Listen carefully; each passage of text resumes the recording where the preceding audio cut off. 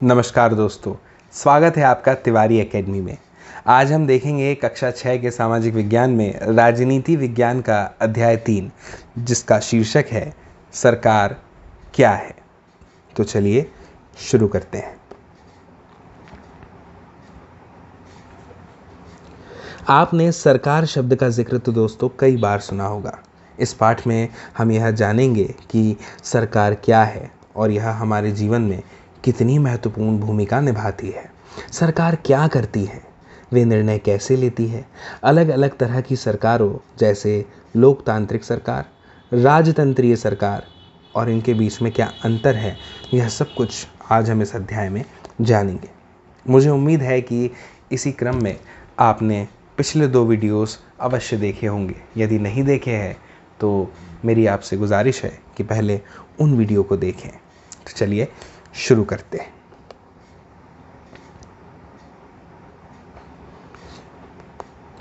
सरकार से कामगारों के अधिकारों की रक्षा की मांग, बाढ़ पीड़ितों के लिए सरकार की ओर से राहत सामग्री, कोयला और बिजली विभागों के पुनर्गठन के पक्ष में है सरकार। सरकार ने 15,000 से अधिक गांवों को सूखाग्रस्त घोषित किया। प्याज की दर में उछाल, सरकार ने प्याज के दाम तय किए। सर्वोच्च न्यायालय के लिए 5 और न्यायाधीश। सरकार ऊपर दी गई अखबार की सुर्खियों को ध्यान से अभी हमने देखा। इनमें सरकार के जिन कामों की बात की जा रही थी उनकी आपको सूची बनाने के लिए कहा जा रहा है। क्या सरकार का काम बहुत ही विस्तृत नहीं है? आपके अनुसार सरकार क्या है? मैं चाहता हूं कि इसका उत्तर आप कमेंट में हमें ज़रूर बताएं। हर एक देश को विभिन्न निर्णय लेने एवं काम करने के लिए सरकार की ज़रूरत होती है। अब ये निर्णय कई विषयों से संबंधित हो सकते हैं, जैसे कि सड़कों के ऊपर स्कूल कहाँ बनाएं, बहुत ज़्यादा महंगी हो जाने पर किसी चीज़ के दाम कैसे घटाए जाएं, अथवा बिजली की आपूर्ति कैसे बढ़ाई जाए। सरकारें कई सामाजिक मुद्दों पर भी कार्रवाई करती है। उदाहरण के लिए सरकार गरीबों की मदद करने के लिए कई कार्यक्रम चलाती है। इनके अलावा वह अन्य महत्वपूर्ण काम भी करती है, जैसे डाक एवं रेल सेवाएं चलाना। दोस्तों, आपको जब भी कहीं दूर सफ़र पर जाना होता है तो आप रेलगाड़ी में बैठकर जाते हैं, रेल में बैठकर जाते हैं। यह सरकार के द्वारा उपलब्ध कराई गई सुविधाओं में एक है। हम बीमार पड़ते हैं तो जिन शासकीय चिकित्सालयों में हम अपने इलाज के लिए जाते हैं वह भी सरकार द्वारा हमें उपलब्ध कराए गए हैं। इसके अलावा जिन सड़कों पर से हम गुज़रते हैं, वाहनों को चलते हुए देखते हैं, वह भी सरकार द्वारा उपलब्ध कराए गए संसाधनों में से एक है। इसके अलावा आपने कई जगहों पर शासकीय शब्दों को लिखा हुआ देखा होगा, तो वह सब भी सरकार द्वारा उपलब्ध संसाधनों में से एक है। सरकार का काम देश की सीमाओं की सुरक्षा करना और दूसरे देशों से शांतिपूर्ण संबंध बनाए रखना भी है। सरकार कभी नहीं चाहती कि हमारे देश का किसी अन्य देश के साथ में कोई विवाद हो। हमेशा मैत्रीपूर्ण संबंध बनाए रखना चाहती है, दोस्त बने रहना चाहती है और हर समस्या का समाधान चर्चा से, विचार विमर्श के द्वारा निकालने का प्रयास करती है, शांतिपूर्ण तरीके से। उसकी जिम्मेदारी यह सुनिश्चित करना है कि देश के सभी नागरिकों को पर्याप्त भोजन और अच्छी स्वास्थ्य सुविधाएं मिले। जब प्राकृतिक विपदा घेरती है, जैसे सुनामी या भूकंप, तो मुख्य रूप से सरकार ही पीड़ित लोगों की दोस्तों सहायता करती है। अगर कहीं कोई विवाद होता है या कोई अपराध करता है तो लोग न्यायालय जाते हैं। न्यायालय भी सरकार का ही तो अंग है। न्यायालय यानी कि कोर्ट। शायद आपको यह जानकर अचरज हो रहा होगा, आश्चर्य हो रहा होगा कि सरकार इतना सब कुछ कैसे कर पाती है और सरकार के लिए इन कामों को करना क्यों ज़रूरी है। जब लोग इकट्ठे रहते हैं और काम करते हैं तो कुछ हद तक एक व्यवस्था की ज़रूरत होती है। हम सब साथ में रहते हैं, प्रदेश में, देश में। कुछ नियमों की ज़रूरत हमें होती है जो सब पर लागू होने चाहिए। जैसे उदाहरण के लिए संसाधनों के नियंत्रण और देश की सीमा की सुरक्षा की ज़रूरत होती है ताकि लोग सुरक्षित महसूस कर सकें। लोगों के लिए सरकार कई तरह के काम करती है। वह नियम बनाती है, निर्णय लेती है और अपनी सीमा में रहने वाले लोगों पर उन्हें लागू भी करती है। कुछ उदाहरण जो सरकार के अंग हैं: सर्वोच्च न्यायालय, भारत पेट्रोलियम, भारतीय रेल।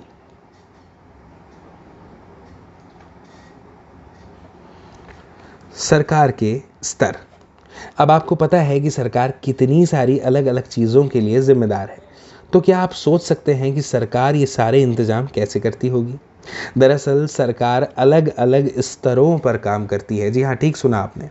स्थानीय स्तर पर, राज्य के स्तर पर और राष्ट्रीय स्तर पर। स्थानीय स्तर का मतलब आपके गांव, शहर या मोहल्ले से है। राज्य स्तर का मतलब है जो पूरे राज्य को ध्यान में रखे, जैसे कि हरियाणा या असम की सरकार पूरे राज्य में काम करती है। राष्ट्रीय स्तर की सरकार का संबंध पूरे देश से होता है। इस किताब में आप आगे चलकर पढ़ेंगे कि स्थानीय सरकार कैसे काम करती है और आगे की कक्षाओं में राज्य एवं राष्ट्रीय स्तर पर सरकार के कामों के बारे में विस्तार से हमें जानने का मौका मिलेगा। चलिए आगे बढ़ते हैं। यह भारत का नक्शा है, राजनीतिक नक्शा है। इसे ध्यान से देखने को कहा गया है। मुझे उम्मीद है कि आप इसे देख पा रहे हैं, है ना? अलग अलग राज्यों के नाम यहाँ पे आप देख सकते हैं।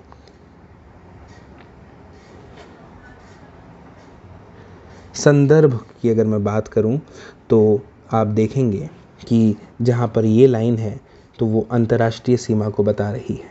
यह जो डॉट डॉट बिंदु वाली है यह राज्य सीमा है। यह जो चिन्ह है यह राजधानी है और ये वाला राष्ट्रीय राजधानी यानी दिल्ली की बात है। चलिए आगे बढ़ते हैं। पुनः आप एक नक्शा देख रहे हैं। आंध्र प्रदेश राज्य के पुनर्गठन के बाद 2 जून 2014 को तेलंगाना भारत का 29वां राज्य बना। 31 अक्टूबर 2019 से जम्मू और कश्मीर राज्य 2 अलग अलग केंद्र शासित प्रदेशों में बांटा गया, जम्मू और कश्मीर तथा लद्दाख। अब है सरकार एवं कानून। तो दोस्तों, सरकार कानून बनाती है और देश में रहने वाले सभी लोगों को वे कानून मान्य होते हैं। केवल यही वह तरीका है जिससे सरकार काम कर सकती है। सरकार के पास जैसे कानून बनाने की ताकत होती है, वैसे ही यह ताकत भी होती है कि लोगों को कानून मानने के लिए बाध्य करे। उदाहरण के लिए एक कानून है कि गाड़ी चलाने वाले के पास लाइसेंस होना चाहिए। अगर कोई लाइसेंस के बिना गाड़ी चलाते हुए पकड़ा जाए तो उसे जेल की सज़ा काटनी पड़ती है या जुर्माना भरना पड़ता है। किसी दूसरे कानून को लेकर यह विचार आप कर सकते हैं कि लोगों के लिए उसे मानना क्यों ज़रूरी है। सरकार जो कार्रवाई कर सकती है, उसके अलावा अगर लोगों को लगे कि किसी कानून का ढंग से पालन नहीं हो रहा है तो वे भी कुछ कदम उठा सकते हैं। उदाहरण के लिए देखिए, अगर किसी व्यक्ति को यह लगे कि उसके धर्म या उसकी जाति के कारण किसी नौकरी में उसे नहीं लिया जा रहा है, वह न्यायालय यानी कि कोर्ट जा सकता है और यह दावा कर सकता है कि कानून का पालन नहीं हो रहा है। तब न्यायालय आदेश देगा कि क्या कदम उठाने की ज़रूरत है। सरकार के प्रकारों की बात करते हैं। सरकार को निर्णय लेने और कानून का पालन करवाने यानी उन्हें बाध्य बनाने की शक्ति कौन देता है? इस प्रश्न का उत्तर इस बात पर निर्भर करता है कि उस देश में कैसी सरकार है। लोकतंत्र में लोग ही सरकार को यह शक्ति देते हैं। लोग ऐसा चुनाव के माध्यम से करते हैं। वोटिंग होती है ना? आपने अक्सर अपने घर में अपने बड़ों को, बुजुर्गों को वोट डालने जाते ज़रूर देखा होगा। वे अपनी पसंद के नेता को वोट देकर उसे चुनते हैं। एक बार चुन लिए जाने के बाद यही लोग सरकार बनाते हैं। लोकतंत्र में सरकार को अपने निर्णयों एवं उठाए गए कदमों का आधार बताना होता है और सफाई देनी होती है। एक दूसरी तरह की सरकार होती है जिसे राजतंत्रीय सरकार कहते हैं। इसमें राजा या रानी के पास निर्णय लेने और सरकार चलाने की शक्ति होती है। राजा के पास सलाहकारों का एक छोटा सा समूह होता है जिससे वह विभिन्न मुद्दों पर चर्चा कर सकता है। अंतिम निर्णय लेने की शक्ति राजा के ही पास होती है। लोकतंत्र के समान राजतंत्र में राजा या रानी को अपने निर्णय के आधार नहीं बताने पड़ते और ना ही अपने निर्णयों की सफाई देनी पड़ती है। बात करते हैं लोकतांत्रिक सरकार की। उससे पहले देखते हैं यह बॉक्स। लोकतंत्र में लोगों की भागीदारी उन निर्णयों को लेने में महत्वपूर्ण है जो उनको प्रभावित करते हैं। क्या आप इससे सहमत हैं? अपने जवाब के 2 कारण भी आपसे पूछे जा रहे हैं। आपके यहाँ जिस प्रकार की शासन व्यवस्था है उसके स्थान पर आप कैसी शासन व्यवस्था चाहते हैं? नीचे कुछ कथन दिए गए हैं, इनमें जो गलतियां हैं उन्हें सुधार करने के लिए कहा जा रहा है। उदाहरण के तौर पर यहाँ लिखा है, राजतंत्र में देश के नागरिकों को अपनी पसंद का नेता चुनने की छूट होती है। तो आप देखिए कि यह गलत है क्योंकि यह राजतंत्र में नहीं लोकतंत्र में होता है। यहाँ लिखा है, लोकतंत्र में एक राजा के पास देश पर शासन करने की संपूर्ण ताकत होती है। ये गलत है, ऐसा राजतंत्र में होता है। राजतंत्र में राजा या रानी द्वारा लिए गए निर्णयों पर लोग प्रश्न उठा सकते हैं। इसका उत्तर मैं चाहता हूं कि आप कमेंट में दें। आगे बढ़ते हैं। लोकतांत्रिक सरकार। भारत एक लोकतंत्र है। इस लोकतांत्रिक व्यवस्था को पाने के लिए हमने लंबी लड़ाई लड़ी है। संसार में और भी कई देश हैं जहां लोगों ने लोकतंत्र लाने के लिए संघर्ष किए। ऊपर बताया जा चुका है कि लोकतंत्र की मुख्य बात यही है कि लोगों के पास अपने नेता को चुनने की शक्ति होती है। इसलिए एक अर्थ में लोकतंत्र लोगों का ही शासन होता है। लोकतंत्र में मूलभूत विचार यह है कि लोग नियमों को बनाने में भागीदार बनकर खुद ही शासन करें। आज के समय में लोकतांत्रिक सरकार को प्रायः प्रतिनिधि लोकतंत्र कहते हैं। प्रतिनिधि लोकतंत्र में लोग सीधे भाग नहीं लेते हैं बल्कि चुनाव की प्रक्रिया के द्वारा अपने प्रतिनिधि को चुनते हैं और यह प्रतिनिधि मिल करके क्या करते हैं, सारी जनता के लिए निर्णय लेते हैं। आजकल कोई भी सरकार अपने आप को तब तक लोकतांत्रिक नहीं कह सकती जब तक वह देश के सभी वयस्क नागरिकों को वोट देने का अधिकार न दे। लेकिन हमेशा ऐसा नहीं था। क्या आप विश्वास कर सकते हैं कि एक समय ऐसा था जब लोकतांत्रिक सरकारें औरतों और गरीबों को चुनाव में भाग नहीं लेने देती थी? यानी औरत और गरीब चुनाव में वोट नहीं डाल सकते थे। अपने शुरुआती दौर में सरकारें केवल उन्हीं पुरुषों को वोट देने देती थी जो पढ़े लिखे थे और जिनके पास अपनी संपत्ति होती थी। इसका मतलब था कि औरतों, गरीबों और अशिक्षितों को वोट डालने का अधिकार नहीं था। ऐसी स्थिति में देश उन्हीं नियमों के सहारे चलते थे जो ये गिने चुने पुरुष बनाते थे। भारत में आज़ादी से पहले बहुत ही कम लोगों को वोट देने का अधिकार था। इसलिए जनता ने संगठित होकर इस अधिकार की मांग की। गांधी जी समेत कई नेताओं ने इस अन्यायपूर्ण व्यवहार का विरोध किया। उन्होंने भी जोर शोर से यह मांग उठाई।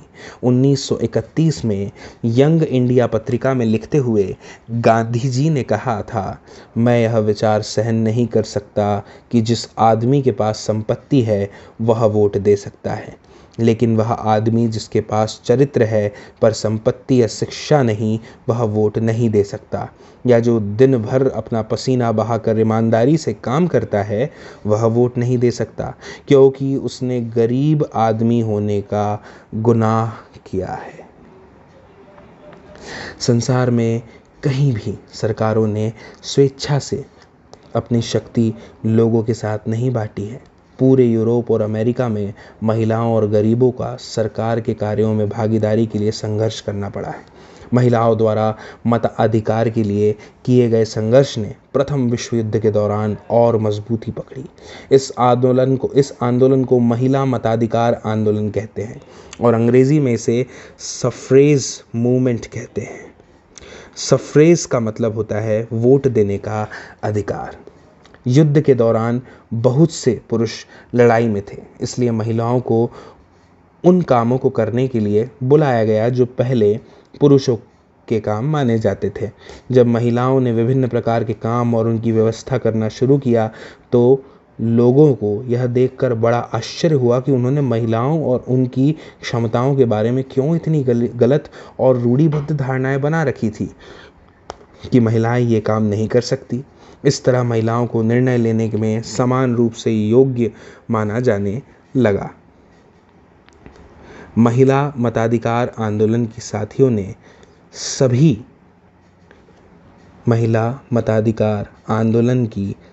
ने सभी महिलाओं के लिए वोट देने के अधिकार की मांग की।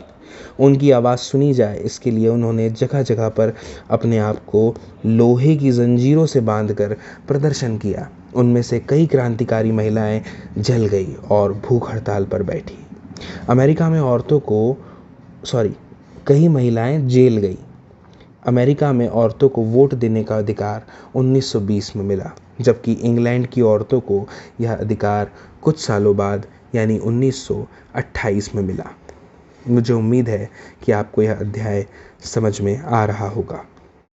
तो दोस्तों, इस अध्याय में इतना ही था। इस अध्याय में हमें बस यही जानना था कि सरकार क्या है। हमने इसमें सरकार शब्द के अर्थ को बड़ी गहराई और गंभीरता के साथ समझा, और न सिर्फ समझा बल्कि हमने उसे विस्तृत रूप से जानने का प्रयास भी किया। साथ ही साथ हमने उसके प्रकारों के बारे में जाना कि सरकार कितने प्रकार की होती है, किस तरह से वह काम करती है और कैसे लोग अपना नेता चुनते हैं, लोकतांत्रिक रूप क्या होता है सरकार का, राजतंत्र क्या होता है।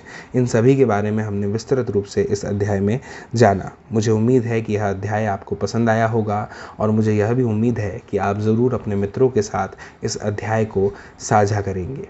जल्द ही मिलते हैं नेक्स्ट वीडियो में। तब तक के लिए नमस्कार।